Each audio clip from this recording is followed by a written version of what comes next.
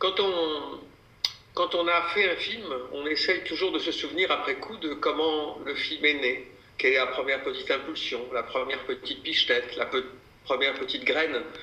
Et là, pour ce film, Une promesse, c'est très facile, je me souviens très bien. C'est un ami, Jérôme Tonnerre, qui est scénariste, et avec qui j'avais une séance de travail il y a quelques mois, il y a plus longtemps que ça même, enfin bref. Et il sort de sa poche un livre de poche, qui est un livre de Stefan Zweig, qui s'appelle Le voyage dans le passé. Moi, Stefan Zweig, je connais un peu, j'ai lu comme tout le monde 4, 5, 6 livres de Zweig, mais c'est pas mon auteur de chevet, et ce livre-là, je ne le connaissais pas. Et je lui dis, pourquoi tu me mets ça sur mon bureau? Il me dit, lis ça, je crois qu'il y a un film pour toi derrière. Alors ça a piqué ma curiosité évidemment, et le soir même j'ai lu ce livre, ce petit livre, petit parce qu'il est très court, c'est une longue nouvelle si on veut.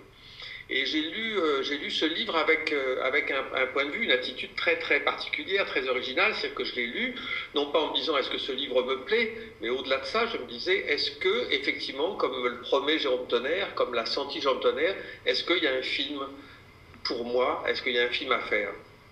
Et j'ai été bouleversé, touché par les sentiments exprimés, par l'histoire, les enjeux émotionnels, ces vibrations, les silences, les regards, le non-dit, cette histoire d'amour vertigineuse. Et le lendemain matin, quand je me suis réveillé, que la nuit était passée là-dessus, j'ai appelé Jérôme Tonnerre et je lui ai dit c'est formidable, merci infiniment, on se met à écrire cet après-midi. Et je crois même qu'on s'est mis à écrire, du moins à se voir pour en parler l'après-midi même.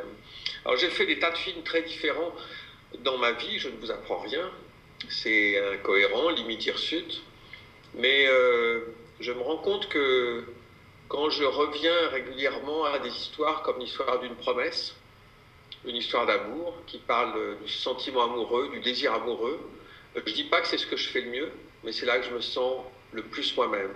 Et Une promesse ressemble beaucoup à Stefan Zweig, je suis sûr que de là-haut il reconnaît ce film, et je sais que ce film ressemble beaucoup à moi aussi.